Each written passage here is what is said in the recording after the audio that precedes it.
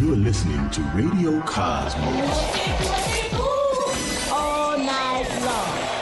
Bravo! My compliments, little lady. Commercial! Break for 30 seconds. You are now listening to BaaD Radio. Hello and welcome to BaaD Radio. BaaD stands for Business at a Distance. This is a show about local businesses and business networking. And we are here in the News Radio WFLA Orlando studios from 11 a.m. to 1 p.m. every Sunday. And I am your host, Angela Smarito. And we have our sponsor, Ashley Votoline, with Get Me Automated back in studio today. Welcome, girl. We get to have you for the full 2 hours. So... you know what I mean? Put on the headphones and get ready to talk. So I know that we had talked.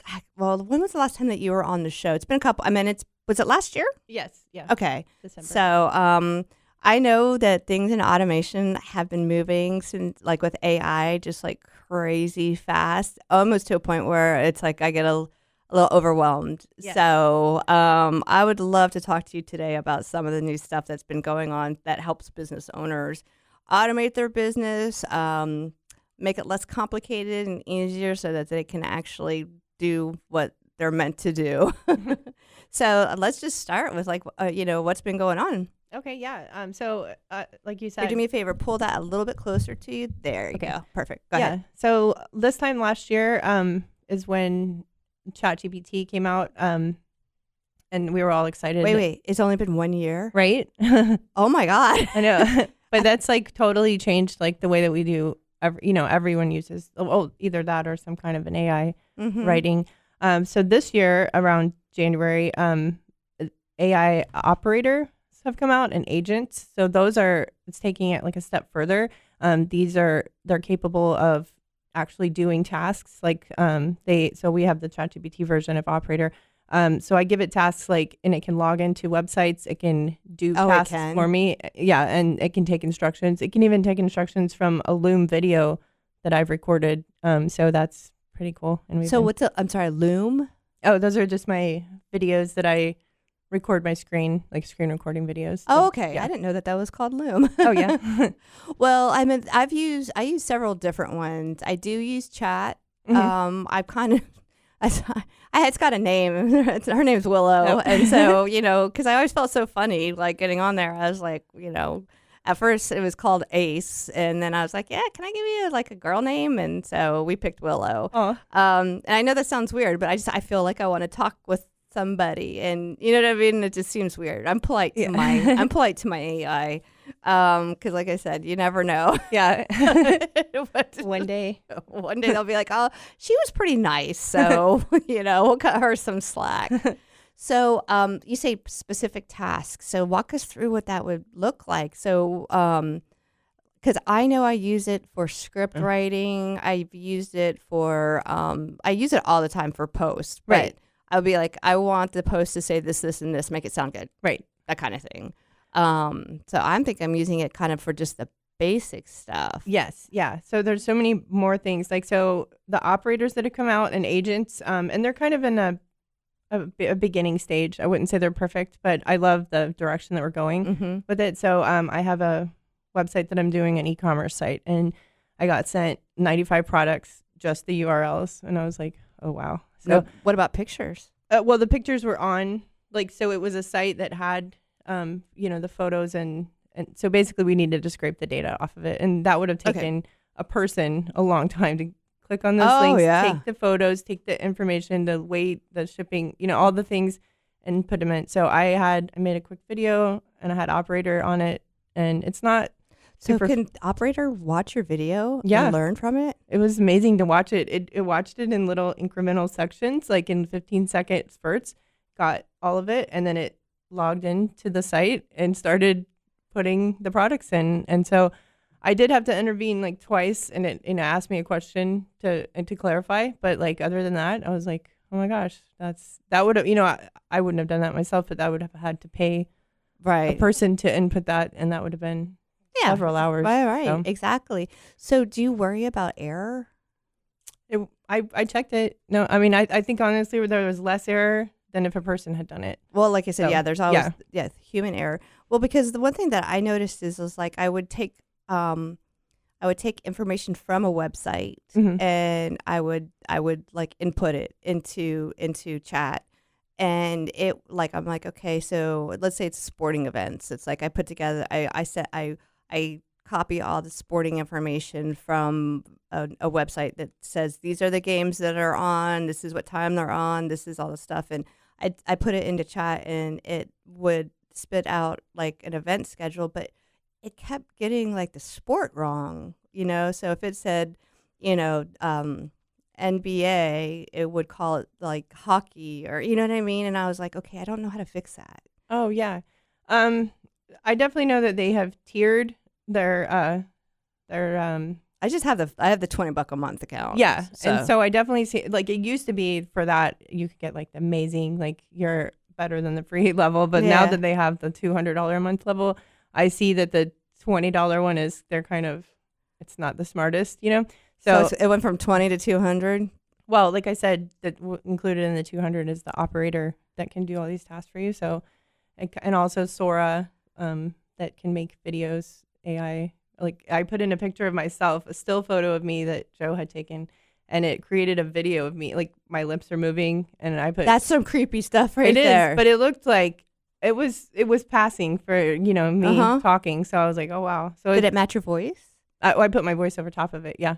Okay, so you put a picture of yourself and you recorded an audio and then you put it in there and it matched my lips and it even had like movements, like slight movements, like like a normal person would move. I was like, wow, that's that's really neat. I have to definitely check that out because, like I said, I think about how much time that would save, especially like you said. You know what our business is, right? Like we do social media management, so content is content. You know what I mean? Right. Like every day is like getting new content. Whereas before you go and you take video and you take photographs and then it's hours upon hours of editing and piecing together. And so if that's something that can take that and help you. Yeah. I mean, that's where we're headed for sure. There's so many, and I look at it as a good thing, Me too. There's all these great tools that can make our lives easier and help us produce more content. Well, I mean, people have different views on it. Like some people don't want to see the good in it. They think it's just taking a job away from somebody. But what I look at it is that it's helping us be more efficient in our jobs. So do you, like, when these things come out, do you put yourself in that seat where you teach yourself how to do it so that you can train other people? Oh, yes. I was super excited. Like when the new version just came out, it was like three weeks ago. Yeah. So we got it and we've been. You play with it. You're like up all night. Your husband's like, Ashley, darling, it's like 4 a.m. I do that all the time. Where it's like I've been working on something. It's time to go to bed. And I'm like, all right, I don't want to do this anymore. Have you heard of Claude before? Yes. Mm-hmm. Do you ever use Claude? I don't, but I've heard that it's, very good. Well, I was looking because I'm writing a book. It's about sobriety. It's called Wine for Breakfast. I'm not sure if I told you about it before, but that's cool. I've written so many chapters, and I have a group, my Pass the Buzz group, and I've been uploading like my posts, not other people's posts, but my own, and it's helping me piece it all together. So it's a cohesive document, and it makes sense. But like chat couldn't do it. Like, you know what I mean? It was just super confused all the time. Yeah. And so I asked what was a good one for writing, and I found that Claude was one. So but you've heard good things about it, so I'm happy. Yes. Well, that so custom GPTs and like AI assistants that you can use with OpenAI, those are more that's kind of what we do, is training them to not sound so generic, like, and not give you silly answers like hockey when you're talking, not talking about that sport. So training them to be like very specific and have knowledge base about you is how we make them more efficient, so that you're not just having to get like a rough outline, because a rough outline is helpful, but it would be, it's even better if it can actually write it for you. Yeah. Well, I want to talk more about that, but we're going to go to break. And so when we get back, we're going to have more BaaD Radio. So stay tuned.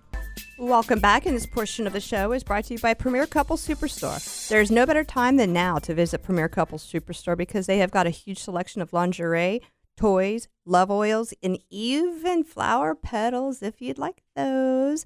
5009 South OBT or shop online at premiercouples.net because couples that play together stays together. Oh, yeah.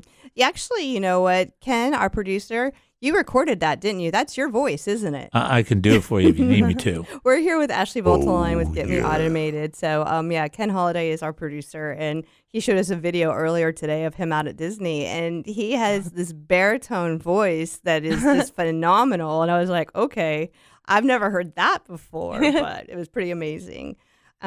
So before break, we started talking about like customizing your AI, and I'm very interested in kind of understanding how you do that. So like say like you and I were to sit down together and I'm like, okay, so Ashley, I'm hiring you, and tell me if I have this wrong because this is what my mind is putting together.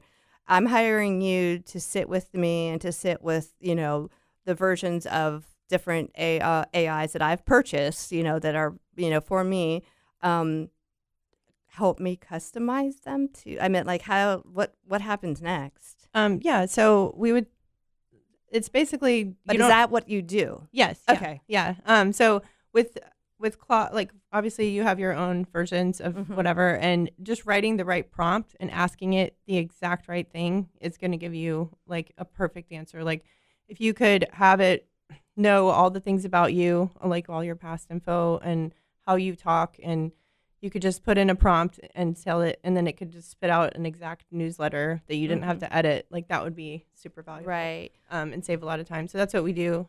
Help craft the right prompts. I mean, you don't know what you don't know, so you don't know to say that you want the temperature to be this, that you want it to be kind of professional but kind of playful. You know, like It varies based off client. To be honest right? with Exactly. You. Yeah. So can you teach it that? Can I say I'm going to write a post for Impact Electric? Yes. And it knows that, you know, Impact Electric it's serious, but we can have a little bit of fun with it. And, you know, so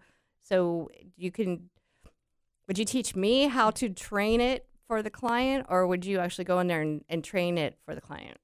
Either way, yeah.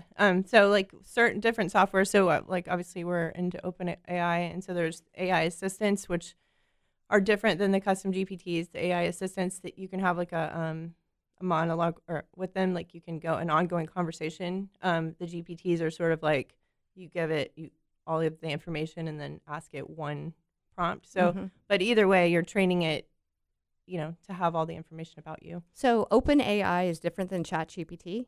It's the company that owns it. Oh, okay. See, Yeah. I didn't realize that. I didn't. I know. Well, you know what I see a lot now too is it's like you're doing a post on LinkedIn and it'll say, "Ask for or do you want AI help?" What is that? Well, so the OpenAI APIs just went public like a month ago. Okay. And so everyone, that's why you're seeing it everywhere. Everyone is integrating it with all the softwares, which is cool. I mean, I think that feature might be redundant in some softwares, you know, like 'cause I agree. I'm not going to use it. I mean, every single software, like Elementor, everything we use now has AI capabilities. I just use my own. I'll do it before I post. Yeah. Yeah, exactly. You know the what I one that mean? knows me and that knows my hashtags. Exactly. And I don't want those little rocket ship emojis and mine. Like, oh God.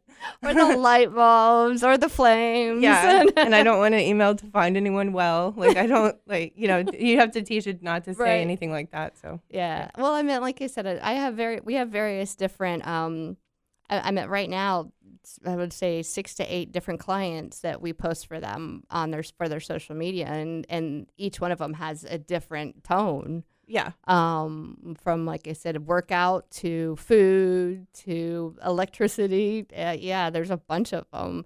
So that's really interesting. So would you suggest? Okay, so like my $20 version it's not going less. The capability is just going higher. So if I want to be able to do more, then I need to upgrade, right? Right, or just use what you have. I wouldn't say you don't necessarily need to. I'd say just learn how to prompt better. And so we have a site that we just put out, Get Me Prompted. Okay. And it's our lead magnet. Basically, that's why we're using it as a lead magnet. So you would just come in and say, I'm writing a blog, I'm writing a newsletter, whatever you're writing, and then specifically what you want to talk about, and then we'll spit you back out a very specific prompt that you can take and put in your Claude or your GPT and have it give you a better answer. Okay. Yeah. And you have to do that each time, or can you say, I want this to be permanently part of Frogger's post? Yeah, you can have that, and so that'll just be your prompt for Froggers, and so put that in every week, and it'll give you a right. Well, because what I usually do is I'll go, it keeps the chats on the side over here, and I'll go back to the one that has Froggers. Oh, right. You know what I mean? And so I'm like, hey, Froggers time again, and yeah. But I wasn't doing that before. I was just starting from scratch every single time it would open. I didn't know. Yeah. No, that's So, a good idea. Yeah. I didn't say, okay, give me another one for this week. Well, remember, like I said, I told you I was writing a book, and I was using a chat, and I was super, we were having such an amazing night, and I was so excited. I woke up the next morning, and I started typing, and didn't remember any of it.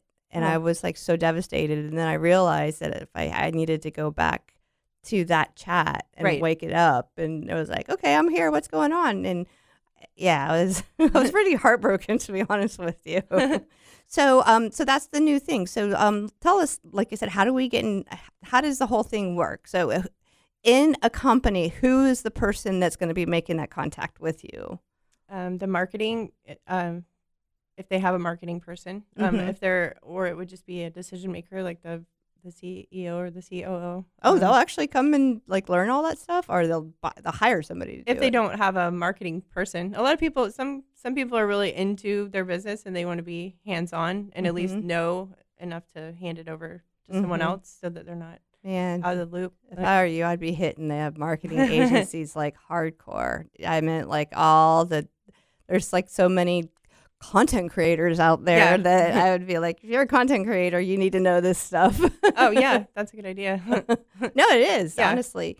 All right, so in the world of AI, that's amazing. And so you called them agents. What exactly was the agent again? Right, so that's a different thing too that's coming out. So this is something where you can schedule tasks. So let's say I need to pay my payroll tax on a quarterly basis, so that's something. So it can you can set it up, teach it. It can log into the Florida Department of Revenue, go in and put in the stuff, and then handle that. I mean, if you would trust it to do something like that. Right. But there's things that you do, on a monthly, quarterly basis that are just easy that you would probably pay someone to do. And you can it work your QuickBooks? It can. Yeah. Wow. So if you have the QuickBooks Online version, yeah. Yeah? Yeah. Then I could just be like, I want to set all this stuff on auto. Let me know.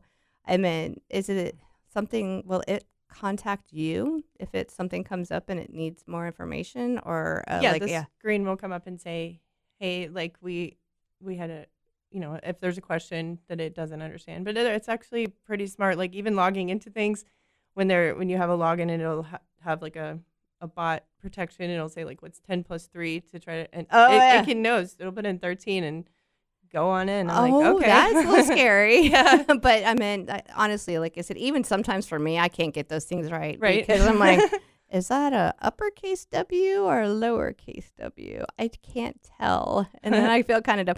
But the worst, though, is when they have all the different boxes and it's like, how many of these have a wheel in it? I know. I always have to do this 3 times. I'm like, oh my gosh, please. It makes me feel good to know I'm not the only one. Or I have to grab my glasses. Oh no. Absolutely. Yeah. Okay, so it can figure that stuff out. And as long as you have to, we're talking about a lot of pertinent information with your company and you as a person and all the things. So are people at that level of trust yet? One thing that there is a setting that it's automatically checked. So you need to go in and uncheck it, is make sure that you're not sharing your operator information with the world. Same as ChatGPT.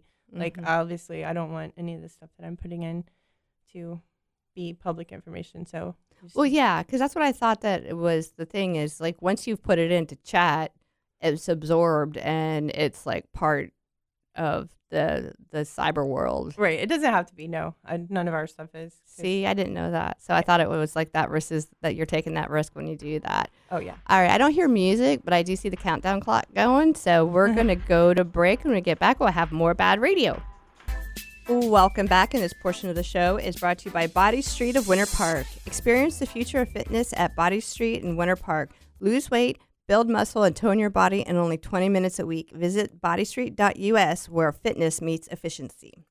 And we are here with Ashley Votoline with Get Me Automated, and we've really kind of dove down the AI tunnel, which I just want to keep going because I'm fascinated, not only because it's helped me with my business, but I think about how many ways I can use it on a personal level too. Right. Because like I am not a fan of like paying bills and doing all the things. It's like I would like to just, if I could have like an AI set it up and pay on a certain date and, and all the things, that would be beyond amazing. I'm sure there's ways to do it now. I just haven't done it. Oh, yeah. And you just made me think of something that wasn't on my list, but the agents, when I was talking about agents, so my email inbox is like, that's one of my biggest struggles. And so there's agents now that can go in and read, and honestly, it's just my business email. I don't mind an agent reading that. No. Read it and then craft a draft email. So then at the end of the day, I can just go in and say, okay, that looks good. That's a good response, because replying back to people in a timely manner it's hard. Something I need to work on. Well, you and I are in the same BNI chapter, and I'm on the regional team, and then I'm also in leadership. I get at least 10 BNI emails a day. Oh gosh, a day. Yeah. And when Jamie starts spitting them out, there's like 30 at a time. Yeah. It's like he waits till he writes them all, and then he hits send all at once. And then, so it's hard. Yeah.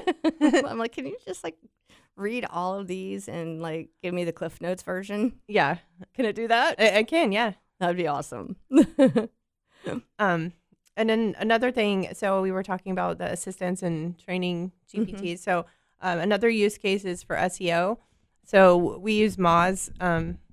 That's what we use for our... Let's just tell everybody, let's talk just for a second about SEO and what it really means. Okay, so search engine optimization. Yep. And so that is how people find you. So if I'm searching for, advertising agencies, I'm going to want to see. So if you go into Google and you're like advertising agencies near me, right. If like I'm not doing anything with my website and my SEO is not very strong, I am not going to be up on the list. Correct. Right. So SEO is what you want to take care of so that when people are searching for what you offer, you show up. Right. And you can always do paid ads. And when you're first starting out, that's definitely the way to go if you want to be up there. But like the goal eventually is to not be paying for ads every that month. And so it would be nice after a few years if you could just rank, first page. That's the goal. So SEO is obviously, a lot of people think it's woo, and because a lot of people don't know what they're doing. And I get that.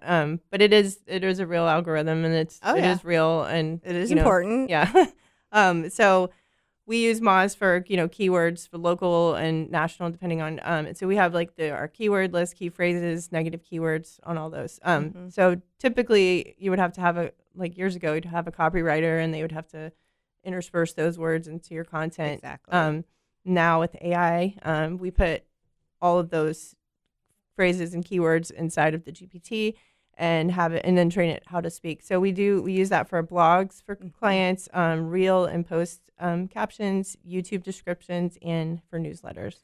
That's amazing. So question about that SEO part of somebody's website. If you are constantly updating like your social media and you're doing the hashtag and stuff like that, that doesn't really affect your website though. Unless you have them connected in some way, shape, or form, correct? Correct. Definitely embed your YouTube videos on your website. Yeah. That's going to be great. You can even embed your Facebook stuff on there. That's going to help. But it's not like if you're doing social media, that's helping your brand as a whole. Like, so when I search for, BaaD marketing, like I'm going to see your website, but I'm also going to see your Facebook posts, right. Your YouTube. So it's helping your brand recognition as a whole. But not specifically your.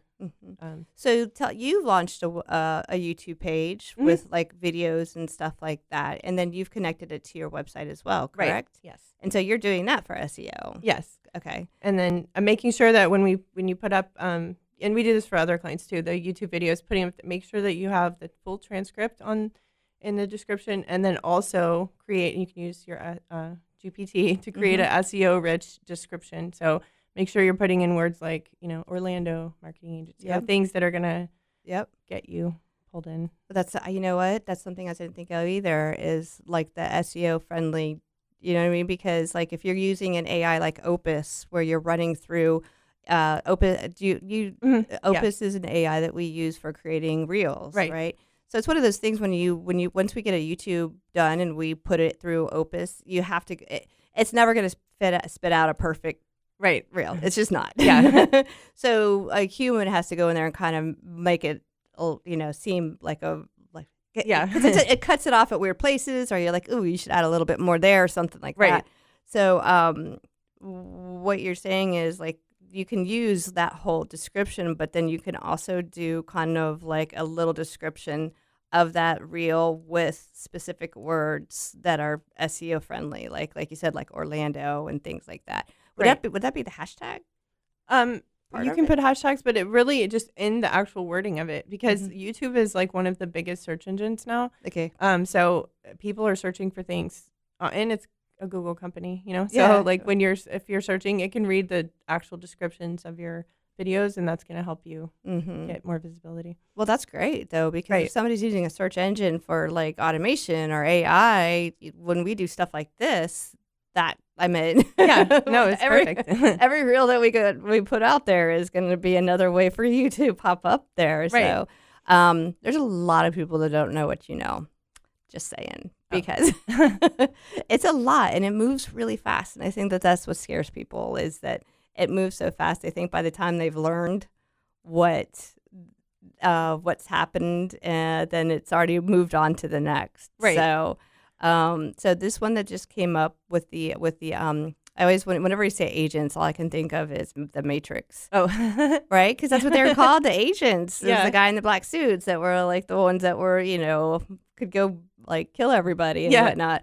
The agents took a year to come out with, right? Right. So what do you think is next? I know. I'm excited. I mean, I feel like, I've heard a lot of people say, are you scared that your business is going to go away because of this? Like, no, like AI is a tool. It's like a calculator. Like, I know calculus, but if I use a calculator to help me do it, but if I didn't know calculus, having that calculator is useless. You need to know how to use it. So well, that's exactly what I say. When people get upset about the AI, I'm like, no. Yeah. This is like, this makes me make sure that I don't have typos in my post, and it makes sure that, if I need to write scripts, because I have all the information in my head, I just have to type it in, and I'll let that make it sound the way it needs. But the information still came from my brain. Right. You still need me to put it in there. So, and I think we're seeing a lot of, obviously we see all those like silly AI pictures, and we see I'm not a fan of the graphics. I am not either. No. And when I see that, and plus that coupled with the little, rocket ship, I'm like, I'm not going to read this. Yeah.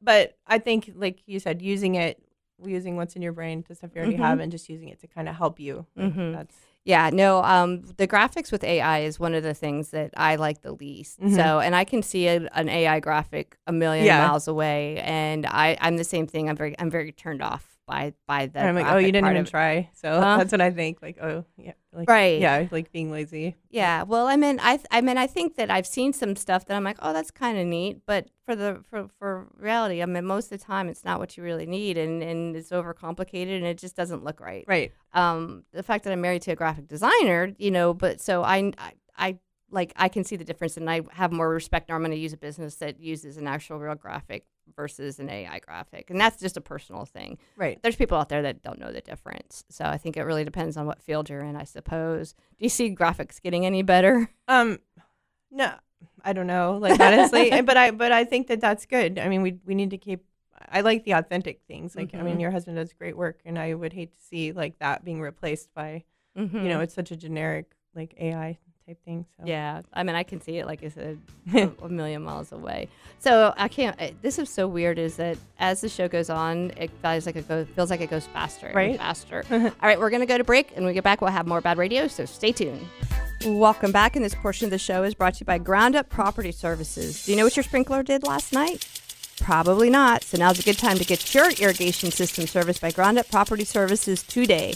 And be sure to ask Rick Hall with Ground Up about a water sensor too, so your lawn doesn't get too much water.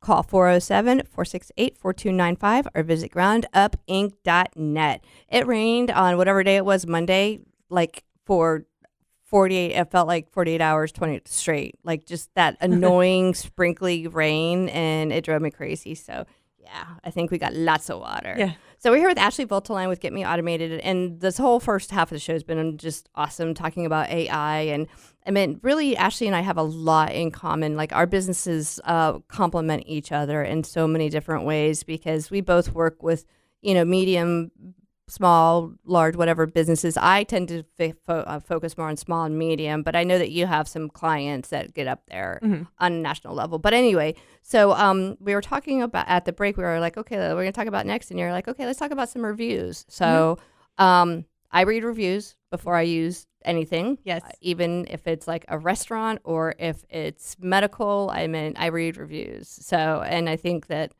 I don't know. Have you read any statistics on how many people read reviews prior to making a decision? I haven't. I can imagine it's super high. Yeah, I think, obviously with the popularity of it, I'm sure it does make a difference. Yeah. I know that with Froggers, I have to keep track of the reviews. Yeah. And try to keep us always above like a 4.8. That's my goal. Right. So, but when's the best time to ask for a review? Yeah. So obviously, what flows logically is like right after someone has had a great service. So if I just had a great massage, or I just had a great meal, or whatever, if I'm a lawyer and our case just closed and you won, obviously you're really happy. So I'm going to ask you for a review now would be, so right after you close, right after you use the service. Right. And so if you're doing this at scale, we can automate that. And so just going back a few minutes, there was like 2 weeks ago, there was a thing where a lot of people's Google reviews had disappeared. Oh, no. What happened? So Google obviously they have AI running their algorithm, and they went and they're checking for people who have fake reviews, because they do mean so much to how we make our decisions. And so some people have conflated numbers in their, buying reviews, or there's services where you can take all of your client list and pop them in, and then it sends them it's called gatekeeping, which is what Google's looking out for.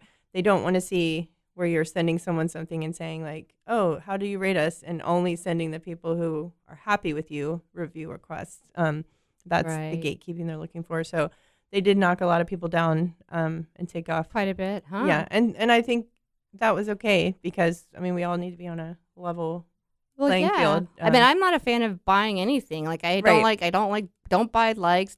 I just let it happen. Right. And do a good job. And another thing with those is like, I've received some from businesses that I worked from. They always come from a different email, then it's not your email. So it's really confusing, and it's not your branding. And then they say, how is your service with blah, blah, blah. And a lot of times they don't even go to the inbox. So what we do is set up a campaign inside of your CRM, whatever you have, sending from your email, and we set up an automation. So right after a case closes, if you're a lawyer, we'll send, like the next day, we'll send an email from you saying, oh my gosh, aren't you so excited that your case closed? Would you be willing to share us a review? And then I was curious about CRMs, but let's go back to it, because I don't want to stop your flow. And then we'll ask like a week later, and we'll intersperse texting in there too, because some people aren't email people. And then we set a goal to pull them out once they've left a review, because you don't want to keep asking weeks and weeks later, and they're like, oh, I already did. So I'd get mad. I'd be like, you're annoying me now. Right? They didn't even appreciate that I took the time to leave a review, and they continue to ask me. So having it be like a great experience for the client, and asking at the right time, like when you're just sending it 2 months later, 3 months later, you're probably not going to get as good of a response. So are a lot more companies paying attention to the reviews now? I know that I am, like with our clients, because like I said, it's really hard to help a business that has a really low rating, Yes. review rating. It's hard to clean that up. Yeah. Well, and also it affects, so if you're running any kind of LSAs, so the local service ads, or any with your SEO, your ranking is going to be dependent on your reviews. So. Absolutely. There's certain things like Frog Hours uses a pretty well established, it's called Pop Menu. I'm not sure if you've heard Yes. of Pop Menu before, but it incorporates the Google My Business and like the local review, the whole thing into that. And so it wasn't easy to learn. I'm going to tell you that much, but now that I know it, you know what I mean? Like I can understand where it works, and it'll say, and I'm not going to lie though, it does give you the option to reject. You can't reject a like Google My Business review, but if somebody goes on the website and does a review, you can reject it if you don't want to. Yeah. Or it will say you need to respond.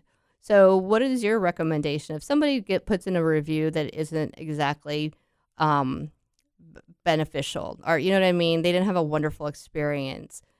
Ignoring that is a bad thing to do. Definitely. And don't go on and gaslight them, because God, I see that happen.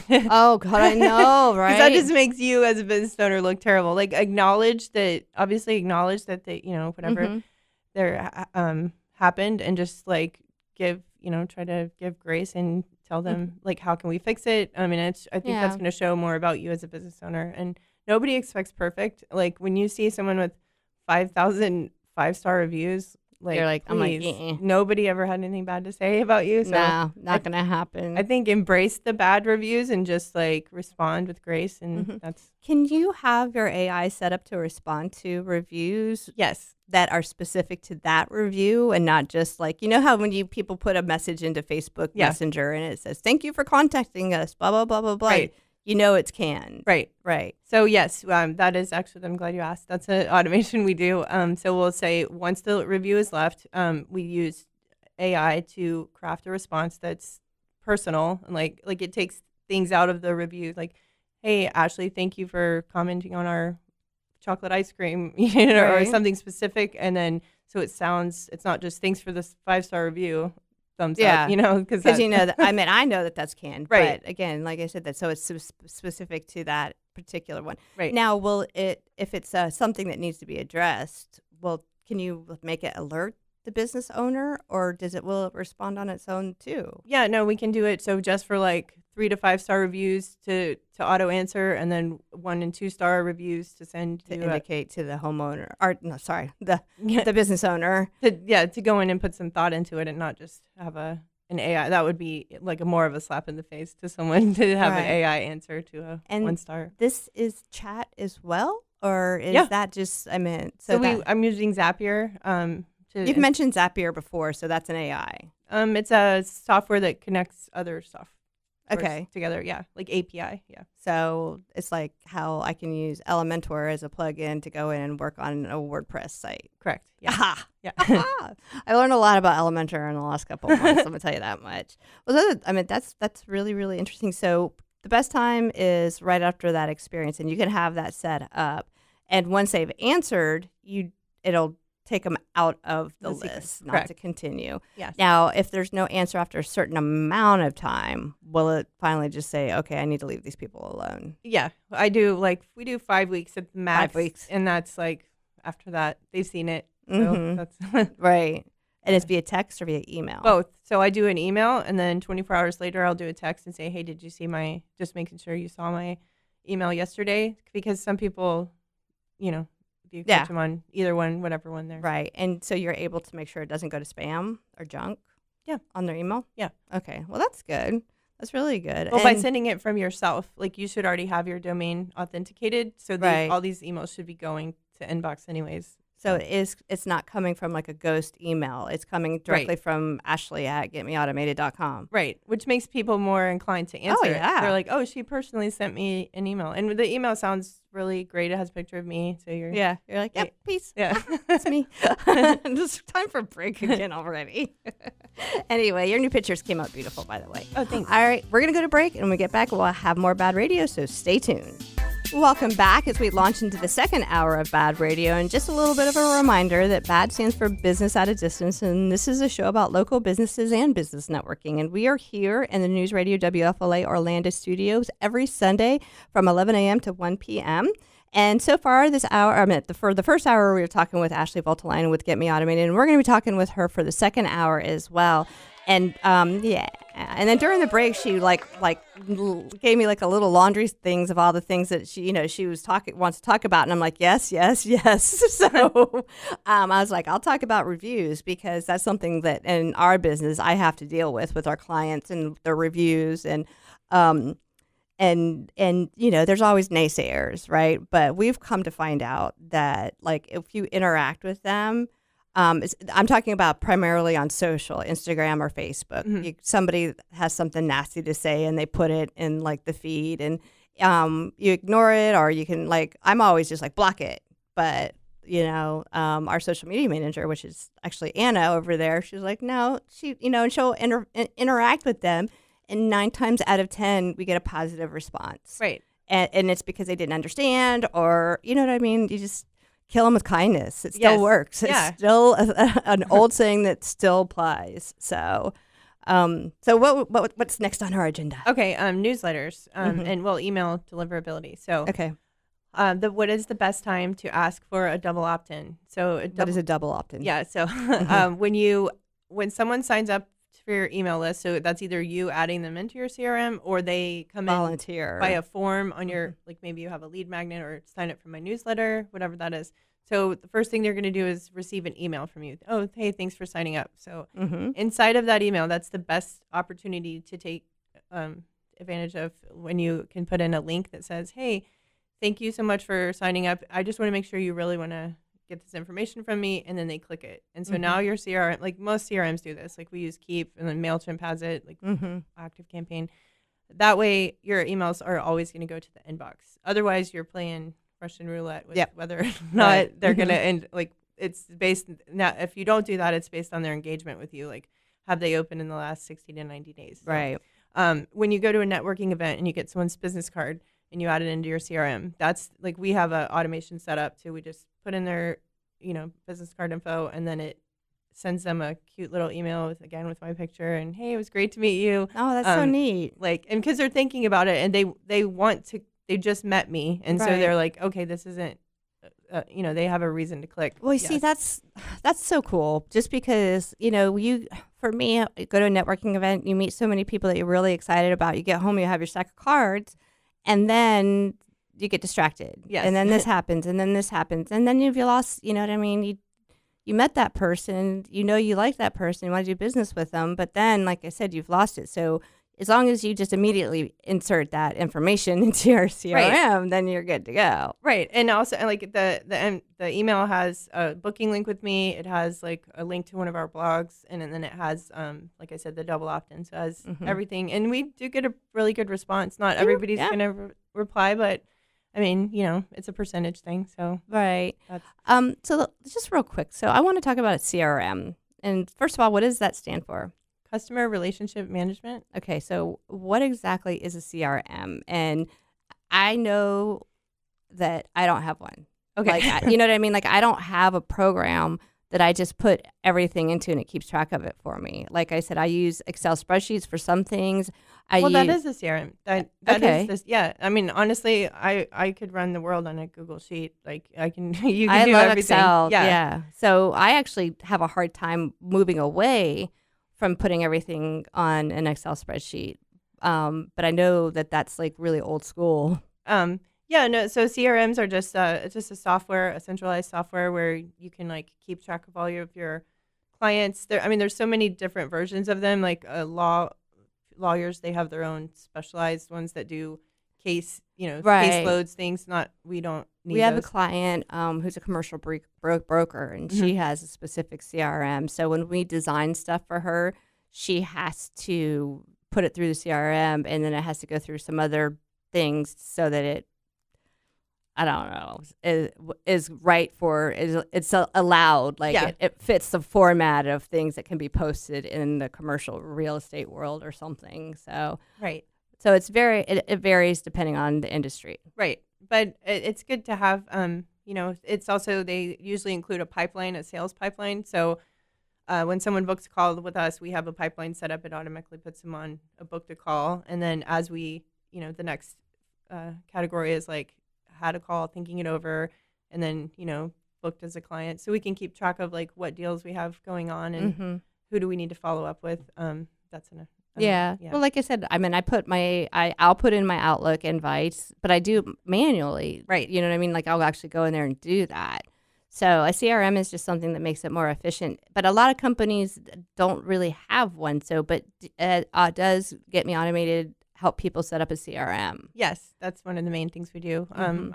We're Keep certified partners, so I get like tons of. That's probably half of our client base is For people that we're CRM? helping set up CRMs. Yeah. Right. And how do you figure out what's the right one for them? I know this is not on your list of stuff, but this is stuff that I'm curious about. Yeah, no. And so we're also Salesforce partners, and Okay. very, very rarely, I mean, you need to be in like an enterprise client and have a reason to use Salesforce. That's definitely not for like a mom and pop. Mm-hmm.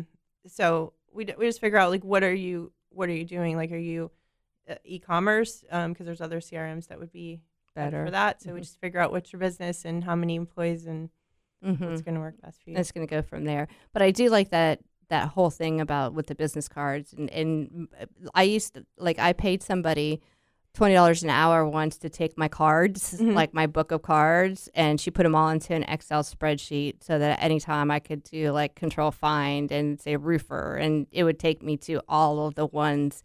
But it was an Excel spreadsheet, right. And this poor lady, well, I mean, she wasn't upset. She was like, hey, this is what I do. You know, she was like a floating assistant. Right. And so she did that, and I loved it. And I used it for years and years.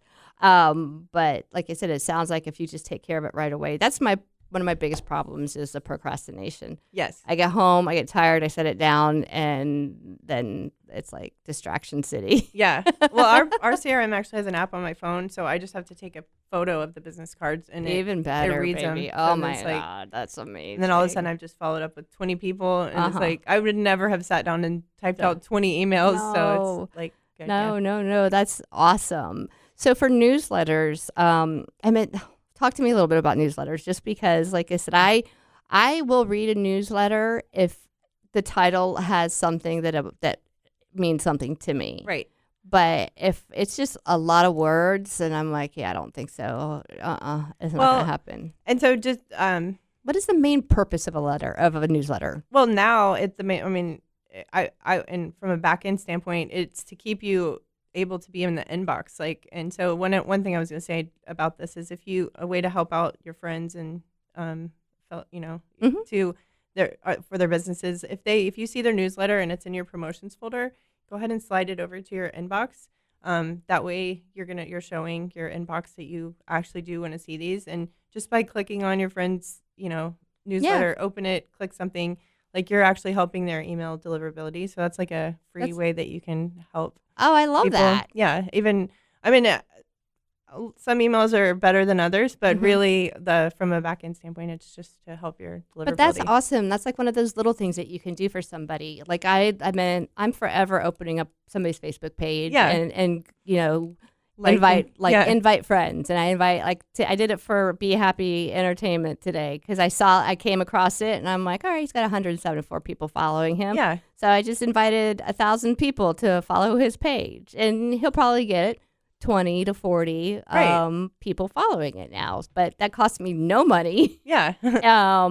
People know me. The people that know me know that I'm not going to ask them to follow a page that's just garbage. Right.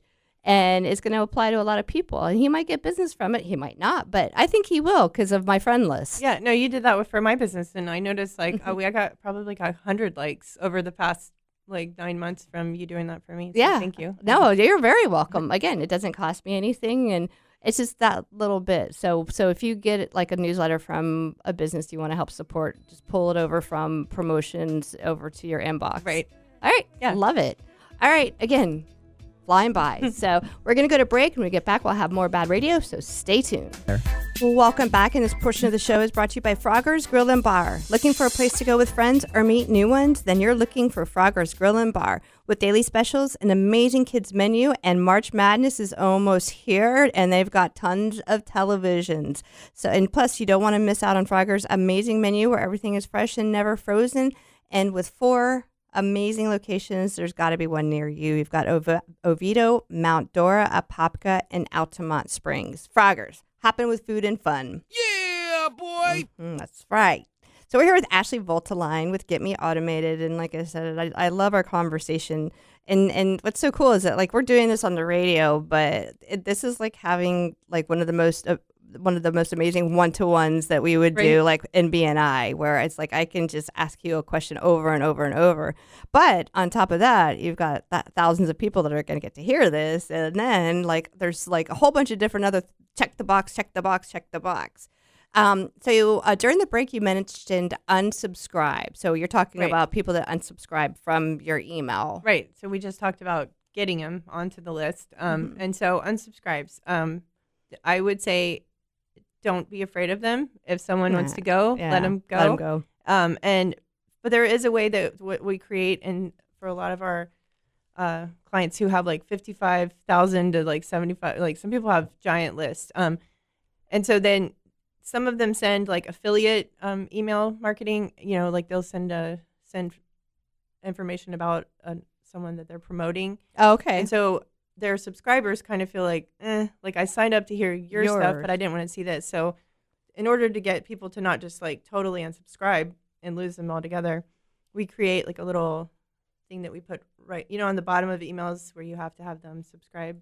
So we create a little text with a link, and it has a form where they can choose like, hey, like I just want to get your newsletter about you, and I don't want to but don't send me any more affiliate emails. So that helps to lower the unsubscribes. It's sort of like a soft unsubscribe. So we set that up a lot. Yeah. Well, I think that lots of times they have, depending on the industry, lots of times people sell that, if they have a 50,000 people that are getting their emails, and they're like, hey, we'll include you. We used to call them email blasts. Right. And like I said, even when I worked here, the email blasts had a tremendous value. Right. And so we would use it to help close a deal, or we would use it, but the radio station listeners knew. And usually it was like, you need to include a deal or something on there. If it's like, like I said, but it would go out to so many people. It was worth it. Yeah, no, there are good. And I just think that you should at least have something so that someone doesn't just completely unsubscribe from you. Yeah. Give them a chance to say, hey, we want to keep you. We won't send you any more of that stuff. So, for newsletters, how often do you recommend people or a company sending them out?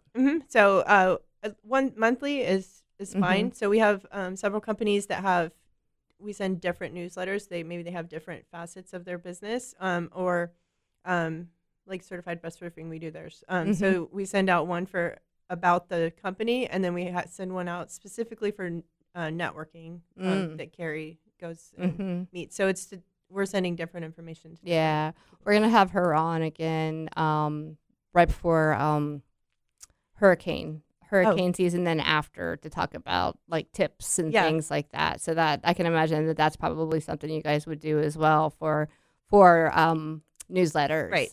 And then so how do you come up with the heading? Because that's so important. Like, you know what I mean? Like that. What is going to be in that title line that's going to make that person be like, I want to read this? Yeah. So, initially we used ChatGPT, or not the GPT that we created for the company. Right. And then we run it through other softwares that'll tell us, like, this is spammy, and give us, like, the likelihood of, like, being open. So, okay. Yeah.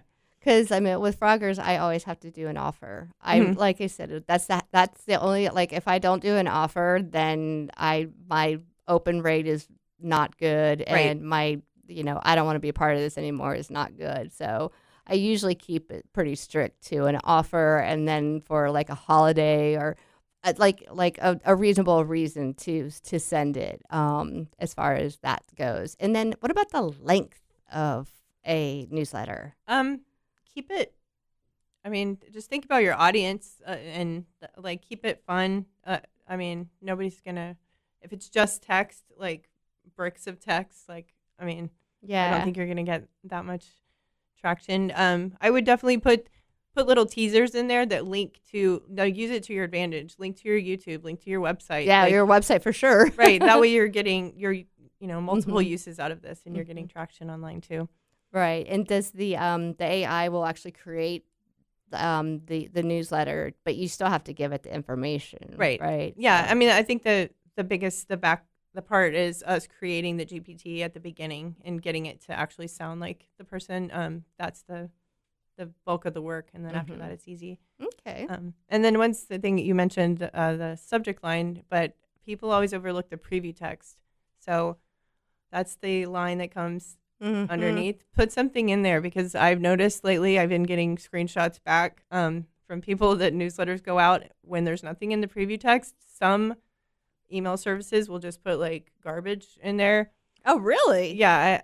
So like something that's totally unrelated to what you're doing. So we've seen put something in there so that something else doesn't Won't get go put in in there. there. Yeah, exactly. So do that. So it's skipped. And so what is the first thing that people actually look at? Like, dear so-and-so, or I meant like that first, or, okay, so you have what's in the subject line, and then you have A preview text. So that's like when you're looking in your Gmail inbox, you'll see like if there's an email from Ashley and the subject is like hot summer day, and but then there'll be like a preview text. It's not in the email itself. It'll just be like, come see us from 5 to, so it's something like enticing to get you to want to open it. And definitely try to include their first name in that. I agree. So that way they're like, oh, wow, you know who I am. So, Yeah. No, I think is that hard to do? No, it's usually just like a contact first name, a variable inside of your CRM. Gotcha.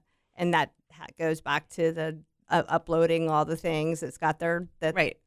That's just, there's so many moving parts. It's so much to, but I do think that, like I said, when you first brought up newsletters last year, I was kind of like, Right. No. But now, like I said, I see a lot more value in them, and that people are becoming more receptive to them. And, like it is still just a numbers game, but I usually it's like a reminder to people. I mean, I send out to my whole list, and I'll get like 5 to 7 people reply back to those and say, hey, I was wanting you to update my website. It's just like a reminder to them, like that I am still here doing business. That's a really good point. So very, very good point. Yeah. Be like, you know what? You don't have to read the whole thing, but I didn't need them for that, but I needed them for this, right. Or can you recommend this? So that's fantastic.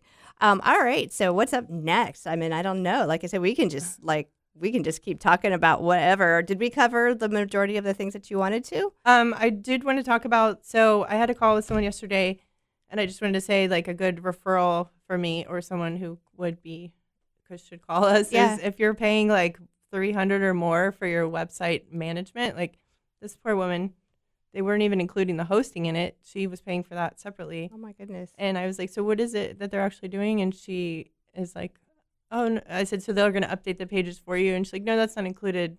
They What's just included then? no. So she's going to talk to them and Find out. maybe cancel her contract with them, because it sounds like they're she just needs to. yeah. So she's not the first person I've heard of that. Where I've heard of $99, and they make the claim that I take care of your SEO, and I'm like, what are you doing, going in there and just like for $99, that's, I don't know what you could possibly do. That's really cheap. Uh-huh. Yeah. I don't think it does much of anything, to be honest with you. Yeah, and I think that's But what that gives, did include the hosting. So that did include the hosting, and then but with the SEO. Right. And I was like, all right, but but that's the people that don't know what that is, and Right. they're like, oh, I got it covered. right. So, maybe we should talk, because we still have one more thing. Maybe we should talk a little bit more about SEO and the importance of it. Okay. Because I think that that's one of the things that people just aren't paying attention to. Right. So, all right, we're going to go to break. When we get back, we'll have more BaaD Radio, so stay tuned. Together. Welcome back, and this portion of the show is brought to you by Liberty Property Inspections. Your home is one of your most important investments, so don't trust it to just anyone. LibertyPropertyInspections.net, helping you to protect your investment. So I just realized that we have 2 more segments. Oh, okay, so good. we have Perfect. this one and then one more, because I'm like, I haven't read that one yet. So we're here with Ashley Votoline with Get Me Automated, and one of the things that she brought up in regards to talking about is boosting posts. So in the world of Facebook and Instagram, you get the option to boost a post. And lots of times people are like, I'm doing my digital stuff. I'm boosting the post. I'm giving it this information. It gives me like this little scaly thing that I can go back and forth, and it's going to tell me how much it is going to cost and stuff like that. So, I mean, what are your, let's see, well, I'm dying to know what your take is on it. I think it's a waste of money. And I think it's for people who don't know what they're doing. So a better way to spend that money would be to actually run a quick, like a low cost Facebook ad or Instagram ad that has a call to action on it, like a clear call to action and then a clear follow up, like that's going to happen. So boosting a post, that's just getting you more, unless your goal is recognition and you just want to get your brand out there, then definitely that's the way to go. Right. But if you're looking for a specific any kind of conversion, yeah, then you can take that $10 or $15 that you were going to spend to boost, and you can literally do like $3 to $5 a day on an actual ad, and you're going to see so much more return. Okay, so let's talk about how that works, because like I said, if I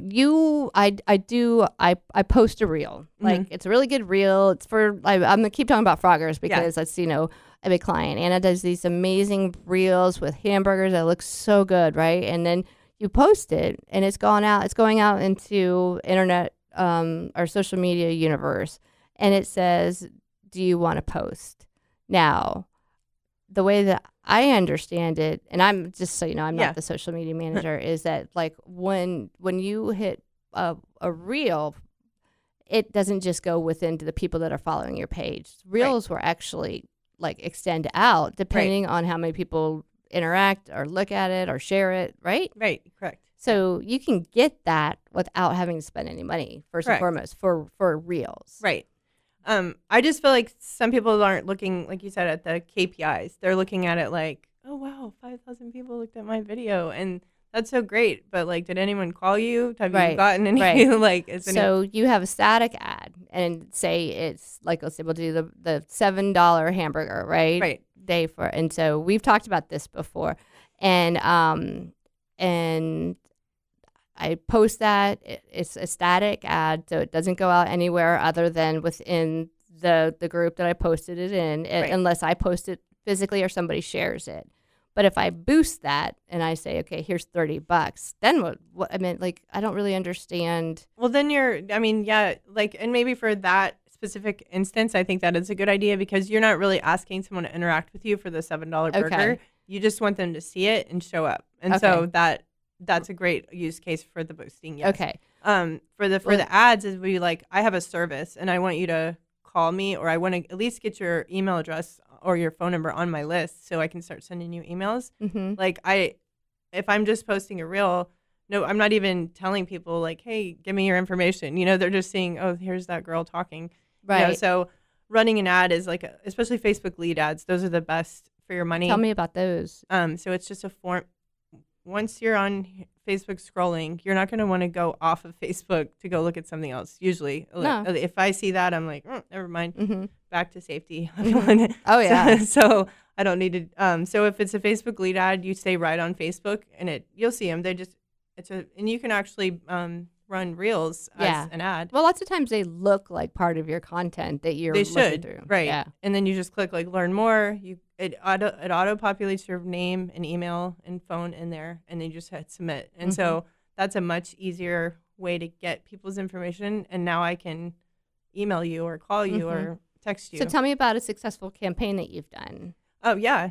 Just like lead ads, going to like a tripwire offer, like a 46 or a $47 to $49 offer, like a cheaper offer to get someone in the door, and then leading them up to selling $2,500 to $5,000 programs. Because obviously you're not going to sell a $5,000 program to a total stranger with a Facebook ad. That's nobody does that. You know, you have to like first get them in the door. But you have to give. I mean, a lot of it has to do with content, though, right? Yeah, and definitely reels are running a reel. If you have a successful reel that you've already posted, that's the way to. This is how I do it. Post the reels. Post the content and see which ones do the best. And then A/B testing. those, and then of those, now you can pick the one that makes sense for the ad. Right. Because people have already responded to it and they like it. So, right. But I meant, so if you're going to, like, you want signups for something, right? And the client's boosted stuff in the past and hasn't gotten diddly from it, and they're like, that doesn't work, right? So what you're saying is, well, first and foremost, is there any truth to the fact that once a client's boosted stuff, then if they don't continue to boost, then their stuff is just kind of like pushed down to the bottom because like the algorithm's like, hey, these people spend money in the past. I mean, it's like, I mean, obviously Facebook and Google are here to make money, and they've got these incredible AI, it's just like being at a casino, like they know your habits and things like that. So like, well, if we can get her to give more money, we can get her to boost again, exactly. So that's, because that's something that we've come in contact with, where it's like we're having to kind of undo some boosting damage that has happened, and having to try to get overcome that, so we can get a really good organic following and interaction and things like that, so that once it comes time to do the paid digital ads, then you know what I mean. But like you said, we want that good organic. We want people to start interacting on that level. But I was just, to me, it seemed like the boost kind of backfired. Yeah, exactly. I think it's an easy way for people who don't know what they're doing. And I hear a lot of people say, oh, I'm running Google ads. And I found out they're actually just boosting their posts. So. Okay, so if we were to do that, like I'm like, okay, so all right, so I have a client and I want to do some paid digital for a location, and we've done a bunch of content. We have 3 months worth of content, and these are the ones that have done the best. But our KPI is for signups. So, and it's one location, so we know the demographic. Right. So we have a lot, it's very specific. So there's a lot of those things, those questions that are answered very specifically. Yeah. What would we do then? Yeah, so I would just do a Facebook lead ad and do at least, I mean, if you have $10 a day to do, you're going to get better. But if you can just do 5, that's fine. And just kind of be really specific on who you're targeting and have a really great, I mean, reels do the best. Like, and I know Anna does really great reels. So just. But you have to have a call to action in the reel. Oh, correct. Well, when you're running the ad, it's going to automatically put something at the bottom that you would click on. So it's either sign up, learn more. Those are good. Those are the ones I usually pick. And it can really be as low as $5 a day. That's not going to be a waste of money. No, you will get a return. You will get leads. Wow. Guaranteed. So, yeah. Guaranteed? Yeah, no, they'll tell you how many you're guaranteed with the amount of money. So. That people will see it, not that they'll sign up. No, that they'll sign up. That's the thing. That's the difference with the lead ads rather than the regular Facebook ads, because they're guaranteeing you actual signups, not just like eyeballs on your content. Yeah. Wow. Yeah. Okay. Well, that's something I did not realize as well. Yeah. Like Frogger's is a little bit different because, like you said, it's a hamburger. Right. You don't need to sign up for it. Yeah. Yeah. That's one a little bit harder to keep track of. But for actual individual signups, they're going to say you will get X amount from this. Yes. Yeah. Wow. Like I said, that's really interesting. I have a couple clients that I want to talk to you about. Look at that. Referral. Right. I got 2 referrals for Ashley now. But yes, I feel kind of the same way about the boosting. I'm like, I've actually boosted things, and I'm like, that was such a waste of money because I don't have anything to show in return. Maybe you got like 10 more likes or 300 more views, which is great, but like, what does that mean? ROI on it. Yeah. What does that mean even? So awesome. But there was like 2 other things that I think that you had mentioned that, like I said, hosting. Hosting. Yes. Okay. Well, like I said, oh, wait. Okay, so we're going to break, but we have a whole nother segment after this to talk about hosting. So, all right, everybody stay tuned. We have more BaaD Radio coming up.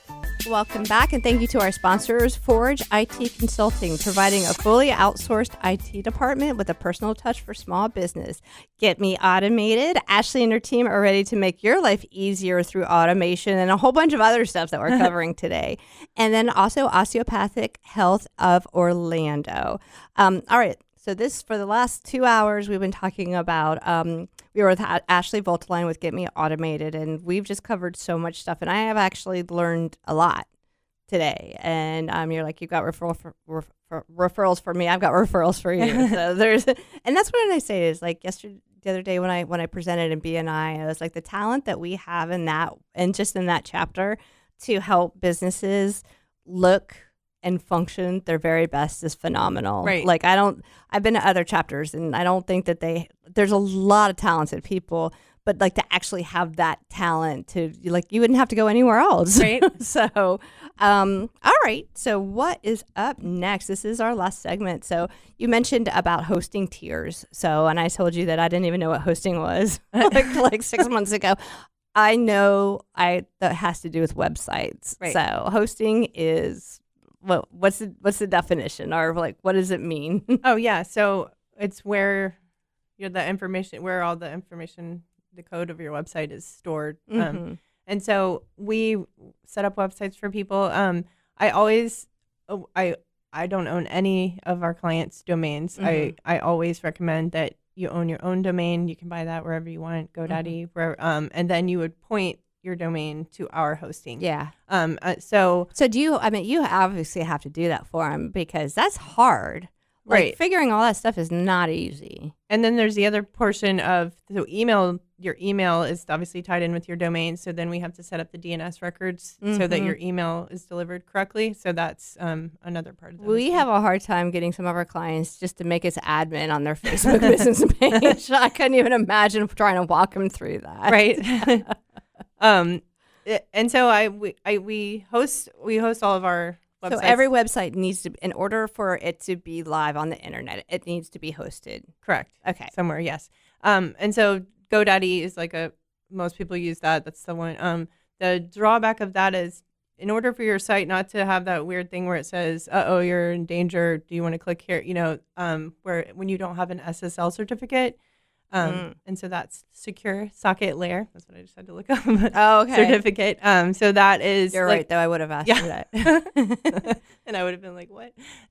So it's actually just like a lock, a special like certificate that's letting other businesses know that you're legit. And especially if you're entering in any kind of payment information or even just your email address, you want to know that page is secure and you're not. So if you go through GoDaddy, it's going to have a warning label at the bottom of your page? Oh, no. When you use GoDaddy hosting, you have to purchase an SSL certificate additionally for another $100 okay. yearly. So it's a money grab. I get you. Yeah. I got you. So we include the SSL in our hosting, no charge. And so also we include our hosting tiers. They start from $25 and go up to $75, and that's depending on how many plugins you have on your WordPress website that we need to maintain. Okay, so we create a website, and it's a simple one. It's like 1-2 pages. There's not a lot of like updates, but but do you offer the SEO as well? We do, yes. Okay, that's a service. So is that part of one of the tiers, or is that kind of a separate sort of? It's a separate. So there's different tiers of the SEO. Like we can just we'll run your report and give you the information, and you can go in there make changes. Yeah. Oh, and then we have clients where we just do everything. And we go by amounts of keywords that you want to. So if you want to focus on 5 keywords, it's going to be less expensive than if we're going after 20 keywords. Yeah. I gotcha. So tier 1 is $25, and right. And how does that differ from tier 3 that's $75? Right. So the $75 one, that's just like if you have like a WooCommerce site and we have like a ton of plugins. Like, did you say e-commerce? Right. Okay, so you're selling online. Right. Okay, so that's probably the most complex then, right? Correct. And you have more plugins that cost a yearly fee, and so we include that in your monthly fee and maintain them and make sure. How would you describe a plugin? I know now, I understand what it is. You have WordPress, and Elementor is a plugin, right? Yes. So it's like an extra piece that you have to buy in order to make something work. It's like a software you can actually do everything with code, right? But not that many people know how to do everything with code and JavaScript and HTML. So a plugin is just like an easier way for you to interact with the website. So Elementor obviously you can drag and drop. You can make it. Elementor makes working on website a lot easier. Right. That's for sure. I tried to go through WordPress, I think on our website, and I was like, I did something, Ashley, and I'm like, I don't know what I did, and I don't know how to undo it. So sorry. Please fix that. Yeah. So plugins there's just something that someone wrote that makes it easier, or it provides a connection. So like with WooCommerce, we have plugins for Authorize.net or for Intuit Payments. So your payment systems need to be integrated. Right. So Authorize.net's the one that Chase always pushes. I don't know if they're connected. I do know that I need to stop paying them now because I switched to QuickBooks. Okay, so and like I said, e-commerce is their business is online. They sell products or service, or not really services, but products that people go on and they buy stuff, and it does the whole transaction. Right. And then what about tier 2? So those are, we have like Gravity Forms, conversational forms. So that's a plugin, and it costs like $275 a year. What is that? Sort of, it's a form program where you can go in and like where it says like, what is your name? And then you hit enter, and the next thing is, what is your email? Like, instead of having like a long form. Okay. So it's forms. I got you. Yeah. Right. So, but they're like the conversational ones where it's like you answer one question and then it prompts you to go to another. Isn't that some sort of a bot as well? Like the little bot that's like, hey, can I help you with something? That's something totally different. Oh yeah, no, those are bots. Okay. More like forms that for lead collection, or actually we used one for Maureen for Absolute Health and Wellness. When her patient intake form is on there, and then we can include a signature. Gotcha. So okay. You check like I have these conditions, and then sign it, and it sends her a copy of. All right. Form, so that's tier like that. 2, and then tier 1 is just their basic. Yeah. So you're like not really doing much of anything. Right. Like it's up and ready. But for all of them, we do have cloud hosting and daily backups. So that's something else you're not getting from GoDaddy. And I'm, you can always call me. We did have a client, this was probably 6-7 months ago, had an issue with their email on a Saturday. And so I was there and we went through it and got it back up. So. Oh, that's really cool. Yeah. I mean, do you teach people like how to use this stuff? Like Elementor and things like that, if they're like, yeah, they did get a website through you, and then you're like, okay, I'd set up, and I mean, I know you do the videos, which are extremely effective, but do you ever do like on site? I do, yeah. And I went to on site to teach someone Excel a couple months ago too, which is kind of out of my, but I mean, I'm good at it. So. Yeah. Anna's in Excel right now in college. She's like in her 3rd year, and it's funny though because I absolutely love Excel. Mm-hmm. Like I don't even remember how I learned how to use it, but I do remember my first year in college. My first year at UCF was my junior year, and taking the first Excel class, and I was like, equal sign this. So I know how to write all the things out, and I'm just I learned the shortcuts little bit by little bit. No, I think it's better the way you learned it, the long way. It's like long division, right? So as we come down to the last minute, just go ahead and give a list of your business and how to get in touch with you and all the different things that like the exciting new AI and like I said, just tell them everything. Okay, yeah. So you can come to our site at getmeautomated.com, and you can contact me at 407-809-1138. And then we have our new site, which we talked about earlier. It's getmeprompted.com. So that's where you can go in, and it's our lead magnet. Go in and put in your information, and we'll spit out a prompt for you to put in your GPT. That's awesome. And then obviously the hosting and the web and all the other good things. Mm-hmm. So, all right. Well, thanks for being a sponsor, and thanks for being on the show. It was a great show. And a huge thank you to our sponsors, and a thank you for tuning in. So everybody have a great week, and to remember to support local.